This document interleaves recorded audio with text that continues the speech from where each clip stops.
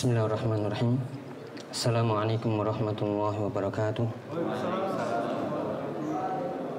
Innal hamdalillah nahmaduhu wa nasta'inuhu wa nastaghfiruh wa na'udzu billahi min shururi anfusina wa min sayyiati a'malina. May yahdihillahu fala mudilla lahu wa may yudlil fala hadiya lahu. Asyhadu an la ilaha illallah wahdahu la syarika lahu wa asyhadu anna Muhammadan 'abduhu wa rasuluh sallallahu alaihi wa ala alihi wa ashabihi wa man sara ala nahji ila yaumiddin. Wa ba'du, fa inna asdaqal hadithi kitabullah wa khairal huda huda nabiyina Muhammadin sallallahu alaihi wa ala alihi wasallam wa syarrul umuri muhdatsatuha fa inna kulla muhdatsatin bid'ah wa kulla bid'atin dhalalah wa kulla dhalalatin finnar.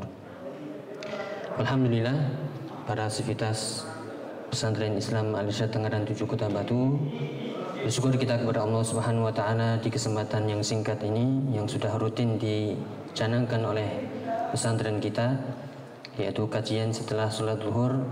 Ini merupakan sebuah nikmat yang besar ketika saudara-saudara kita di luar mungkin terhalang untuk bisa datang, dalam arti datang ke majelis ilmu karena kondisi pandemi.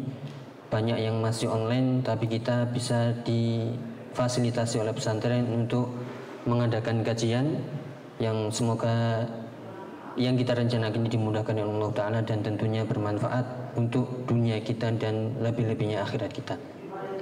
Hari ini insya Allah 20 menit ke depan kita akan membahas fikih dengan muqaddimah tentunya di awal.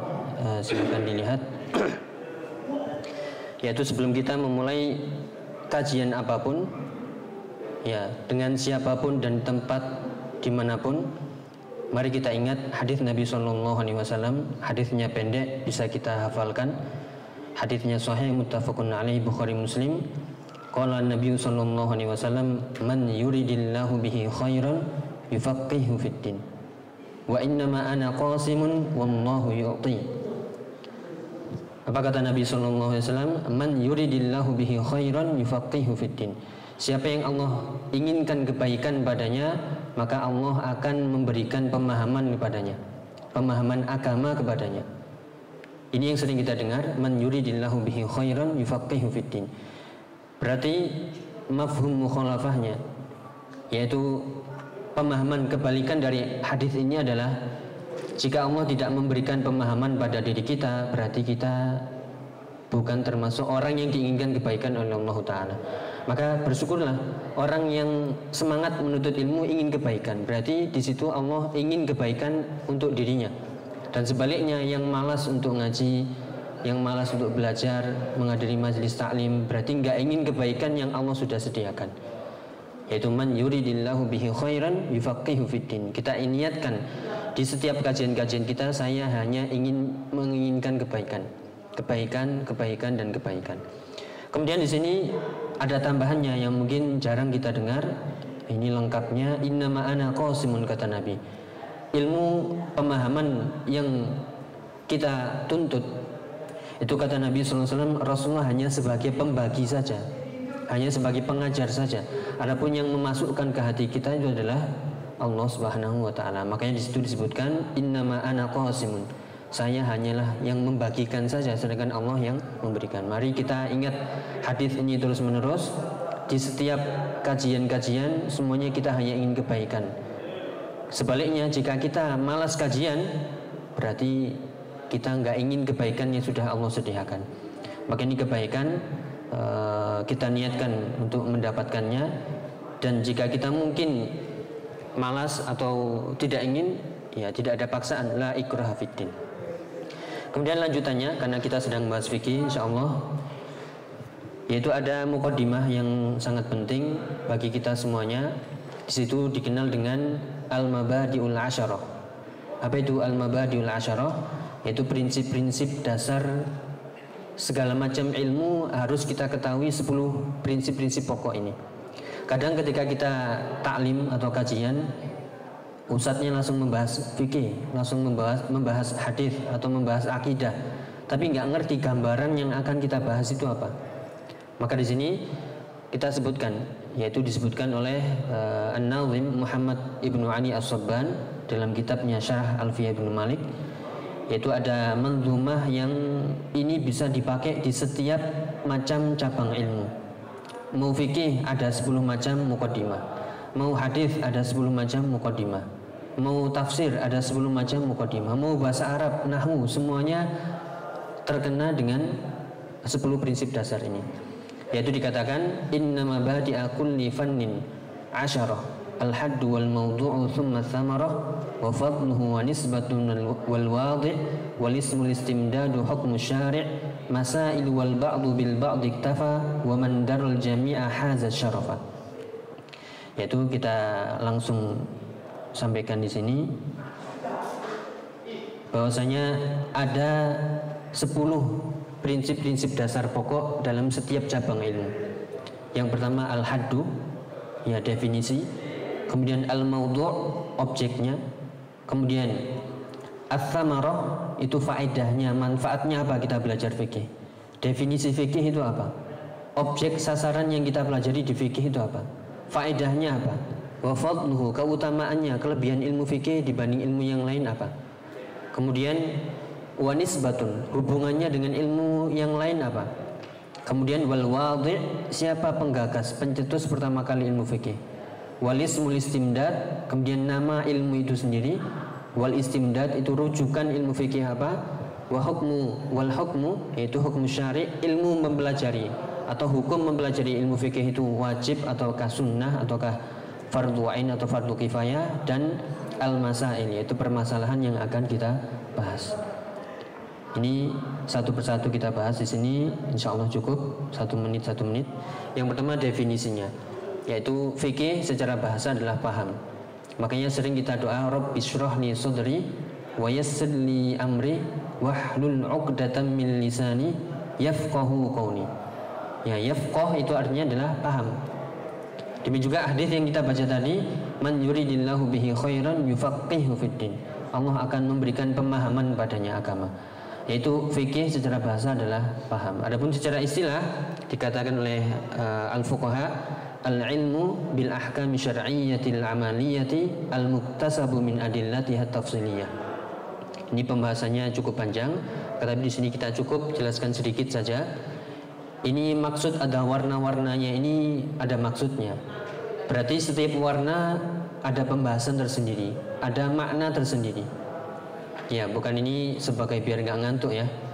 Biar kita di majelis ini ba'da zuhur tidak seperti ikan sarden. Tahu ikan sarden ya? Ya, ikan sarden itu pasti nggak ada kepalanya, badannya aja ada. Ya, ikan sarden kalau kita beli dimanapun pasti nggak ada kepalanya, pasti badannya saja tapi kepalanya nggak ada. Kita nggak ingin seperti itu. Nanti silakan kalau ada yang ingin memperdalam silakan bertanya, tapi di sini kita langsung terjemahkan. Al-ilmu bil ahkam syar'iyyatil amaliyah al-muktasabu min adillatiha tafsiliyah. Itu al-ilmu berarti kita harus mempelajari ilmu. Ilmu itu sesuatu yang yakin tentang hakikat sesuatu dengan hakikat yang sejelas-jelasnya. Kemudian al-ahkam ini adalah hukum-hukum. Yang dimaksud adalah hukum-hukum syar'i, bukan hukum-hukum akli, bukan hukum-hukum lughawi. Yang kita pelajari adalah apakah wajib, haram, sunnah, mubah, makruh. Ya, hukum-hukum syar'i itu, bukan hukum bahasa Arab misalnya marfu', mansub, majrur, bukan itu. Kemudian al-amaliyah yang sifatnya amaliyah, yaitu perbuatan seorang mukallaf. Kemudian al-muktasab ini adalah diambil faidahnya, sumbernya dari min adillatiha tafsiliyah, dari dalil-dalil yang rinci. Contohnya misalnya kalau kita membahas fikih, kan kita membahas hukum. Berarti sholat hukumnya apa? Wajib. Dalilnya mana? Dalil yang rinci. Kalau kita cukup mengatakan dalilnya mana Al-Quran, itu belum rinci. Tapi dalil yang rinci adalah surat Al-Baqarah ayat sekian. Ya, harus disebutkan secara rinci. Puasa hukumnya wajib. Dalilnya apa? Hadis. Hadis banyak, ada yang sahih, ada yang dhaif, yang mana? Oh, yang ini. Ya, jadi harus disebutkan secara rinci. Atau ayat di surat mana? Ya, yaitu surat Al-Baqarah yang sering kita dengar. Demikian juga zakat, haji dan seterusnya. Jadi harus ada dalil-dalil yang khusus terperinci membahas masalah tersebut. Setiap masalah dalil, setiap masalah dalil. Itulah yang kita bahas dari fikih. Ya, kemudian setelah definisi objeknya, yaitu sasarannya, yang dikaji di fikih, objeknya itu adalah perbuatan kita sebagai seorang mukallaf. Karena kita sebagai seorang yang mukallaf itu terikat dengan beban syariat. Ya, semuanya kita balik berakal, bahkan sudah sampai dakwah kepada kita, maka kita terkena beban syariat. Dan setiap perbuatan kita itu ada hukumnya. Inilah objek kajian ilmu fikih, yaitu perbuatan hamba yang terikat di setiap amal ibadah. Kemudian faedahnya, apa faedah kita belajar ilmu fikih? Yaitu mewujudkan la'allakum tattaqun, agar kita menjadi hamba-hamba yang bertakwa kepada Allah Subhanahu wa taala, tahu hukum-hukum syar'i baik dalam urusan ibadah ataupun muamalah. Tujuannya adalah agar kita selamat dunia dan akhirat. Ya, karena faqih itu adalah orang yang bertakwa. Ya, orang yang faqih itu adalah orang yang tahu hakikat dirinya dan hakikat Allah Subhanahu wa taala, tahu hukum-hukum syar'i, semuanya, setiap gerak-geriknya, ya, perbuatannya, ucapannya, itu semuanya dia tahu hukum-hukumnya. Cuma di sini kita tekankan sekali lagi, dalam masalah fikih yang dibahas khusus masalah ibadah dan muamalah yang sifatnya yaitu perbuatan, bukan keyakinan. Kalau keyakinan itu masuk di pembahasan akidah. Ya, kemudian setelah faedah, yaitu keutamaan, kelebihan ilmu fikih ini adalah ilmu yang paling mulia di antara ilmu-ilmu yang lain. Bagaimana tidak, seorang yang faqih itu dia akan mengetahui sah dan tidaknya ibadahnya. Saya mau sholat, gimana nih, biar sah atau tidak, bagaimana? Ya, dia harus belajar ilmu fikih. Saya mau wudu, biar wudu saya sah sesuai sunnah, bagaimana? Ya harus tahu ilmu fikih. Saya mau jual beli, harus tahu sah dan tidaknya jual beli, mana yang boleh, mana yang tidak. Maka ilmu yang sangat penting yang terus ada pada diri seorang muslim. Inilah kelebihan orang yang memahami ilmu fikih. Kemudian yang kelima adalah hubungan ilmu fikih dengan ilmu yang lain, yaitu nisbah ilmu fikih di antara ilmu yang lain. Ini termasuk ilmu-ilmu syar'i yang ada dalam agama kita. Ada akidah, ada Al-Quran, ada hadis, ada bahasa Arab dan lain sebagainya. Yang satu dengan yang lainnya ini berbeda, yaitu berbeda dalam sisi disiplin ilmunya masing-masing. Ya, tapi kalau kita ingin menjadi alim, orang yang berilmu, maka kita pelajari semuanya. Akidah ya, Quran ya, hadis ya, bahasa Arab ya, itu orang yang alim. Cuma di sini kita menjelaskan hubungan fikih dengan yang lainnya adalah termasuk hukum-hukum syar'i yang lain yang sama-sama mulia. Kemudian al-wadhi, siapa yang pertama kali mencetuskan ilmu fikih ini? Ini sebagai muqaddimah. Secara ringkasnya, di zaman Nabi SAW itu tidak ada misalnya kumpul para sahabat, mari kita belajar fikih, besok kita belajar hadis, besok kita belajar akidah. Tidak ada di zaman Nabi SAW. Itu di zaman Nabi SAW hanya mengalir sesuai dengan wahyu yang turun. Ketika ada kejadian, wahyu turun, Al-Quran, hadis, Al-Quran, hadis, begitu. Tapi setelah beliau wafat, berkembanglah pemahaman ini. Ya, demikian juga masuklah orang-orang yang sebelumnya belum Islam masuk ke dalam Islam, yang sebelumnya tidak mengerti bahasa Arab, belajar bahasa Arab, sehingga turun-temurun hingga muncullah para imam mujtahid. Itu para imam a'immatul madhab yang terkenal dengan madhab fikihnya, mulai dari Imam Abu Hanifah, Imam Malik, Imam Syafi'i dan Imam Ahmad, yang terkenal dengan madhabnya masing-masing. Jadi secara umum ada nasy'atu ilmil fikhi, yaitu perkembangan ilmu fikih yang di zaman Nabi, yaitu tidak ada nama resmi fikih, tidak ada nama resmi tauhid, tidak ada nama resmi bahasa Arab. Jadi mengalir begitu saja. Baru setelah itu muncullah ilmu-ilmu yang kita kenal sampai saat ini.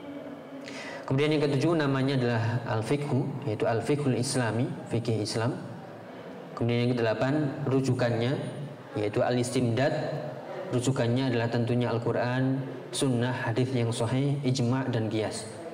Yaitu kalau kita belajar fikih, rujukannya 4 ini, yaitu Al-Quran, sunnah, ijma' dan qiyas. Kemudian ada dalil-dalil yang lain, yang ini ada pembahasan khusus seperti al-istihsan, al-masalih al-mursalah, al-istishab, al-urf, syar'u man qablana wa qaulu sahabi. Ini ada pembahasan khusus, tetapi cukup bagi kita yaitu Al-Quran, sunnah, ijma' dan qiyas, mengenal 4 sumber utama rujukan ilmu fikih. Kemudian hukumnya, Bagaimana hukum mempelajari hukum fikih ini? Hukumnya apakah fardu ain atau fardu kifayah? Ya, jawabannya adalah fardu ain. Apa itu fardu ain? Fardu ain kewajiban untuk individu kita masing-masing, personal diri kita masing-masing. Mau kita jadi guru, mau jadi ustadz, mau jadi apa di sini misalnya tukang dapur ataupun teknisi, semuanya terkena fardu ain, tidak dibeda-bedakan. Dalam perkara apa? Perkara-perkara yang sifatnya wajib harus diketahui sah dan tidaknya. Ya, misalnya ada petugas kebersihan. Ketika dia mau sholat, nggak peduli, dia harus tahu hukum fikih, bagaimana sholat yang benar sesuai sunnah. Ya, mau dia guru, kalau nggak tahu hukumnya hukum fikih, ya tentu tidak diterima sholatnya. Maka semuanya wajib di sini pada perkara-perkara yang pokok yang dia harus tahu hukumnya sah dan tidaknya ibadahnya. Di sini kita tekankan ibadah dan muamalah. Ibadah adalah hablum minallah dan muamalahnya adalah hablum minan nas. Maka di sini harus diketahui sah dan tidaknya. Saya mau sholat, gimana biar sah? Saya mau wudu, saya mau puasa, saya mau sedekah, saya mau membantu orang lain, saya mau ini itu yang sifatnya ibadah. Harus tahu yaitu sah dan tidaknya. Maka ini perkara-perkara yang wajib. Adapun selebihnya maka ini adalah fardu kifayah dalam masalah-masalah yang pelik yang itu di ranah pembahasan para al-fuqaha.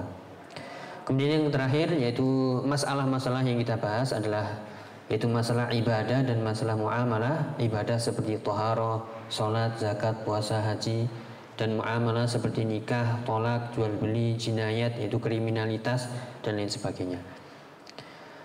Ya, kemudian sebagai penutup insyaallah bermanfaat, yaitu kita ingin menjadi orang yang faqih. Apa itu faqih? Definisi faqih menurut Al-Hasanul Basri rahimahullahu taala, beliau mengatakan innamal faqihuz zahidu fid dunya wal basiru bidinihi al-mudawimu ala ibadati rabbih. Orang yang faqih itu adalah orang yang zahid fid dunya, orang yang zuhud di dunia. Kemudian al-basiru bidinihi, orang yang paham agamanya. Kemudian al-mudawimu ala ibadati rabbih, selain dia zuhud di dunia, kemudian dia paham agamanya dan juga dia selalu menjadi ahli ibadah dimanapun dia berada. Maka tujuan kita adalah menjadi ahli ibadah. Kita mau belajar fikih itu bukan pinter-pinteran atau unggul-unggulan, tapi kita ingin menjadi ahli ibadah. Setiap yang kita pelajari tahu hukumnya, amalkan. Kita tahu umulnya, amalkan. Kita tahu ilmunya, hukumnya, kita amalkan. Jadi tujuannya adalah kita menjadi hamba yang bertakwa, menjadi ahli ibadah. Makanya jangan sampai kita kalah ya dengan santri kita, yaitu seharusnya yang kita minta atau yang kita inginkan dari faedah belajar fikih adalah semuanya menjadi ahli ibadah. Ketika azan kompak semuanya rebutan shaf pertama misalnya, atau rebutan tempat wudhu, atau ketika ada seruan untuk ibadah sedekah semuanya berlomba-lomba. Jangan sampai kita kalah dengan santri, yaitu istilahnya sama-sama kita semuanya mukallaf, yaitu balik, akil dan sudah mengenal Islam. Maka tujuan kita adalah fastabiqul khairat. Itu sebagai mukadimah di kajian kita di fikih kali ini. Insyaallah nanti ada kita bagikan seperti ini yang akan kita bahas. Itu ini namanya al-qaimatul a'mal al-yaumiyah. Itu qaimatul a'mal al-yaumiyah, daftar list amalan-amalan harian yang harus kita pelajari, mulai dari wudu, salat sunnah, sedekah, siam, ya dan lain sebagainya, zikir-zikir. Itu yang nanti akan kita bahas satu persatu, yang tujuannya adalah hari ini kita akan sibuk dengan ibadah. Hari ini kita akan sibuk melakukan ibadah, tidak sibuk dengan hal yang lain. Itulah tujuan kita menjadi apa? Al-faqih, orang yang zuhud di dunia, kemudian orang yang selalu paham agamanya dan selalu menjadi ahli ibadah. Mungkin itu yang bisa kita bahas, cukup 20 menit. Kurang lebihnya mohon maaf, semoga bermanfaat. Jika nanti ada ditanyakan silahkan pribadi. Wallahu ta'ala a'lam bishawab. Subhanakallahumma wa bihamdika asyhadu an la ilaha illa anta astaghfiruka wa atubu ilaik. Wassalamualaikum warahmatullahi wabarakatuh.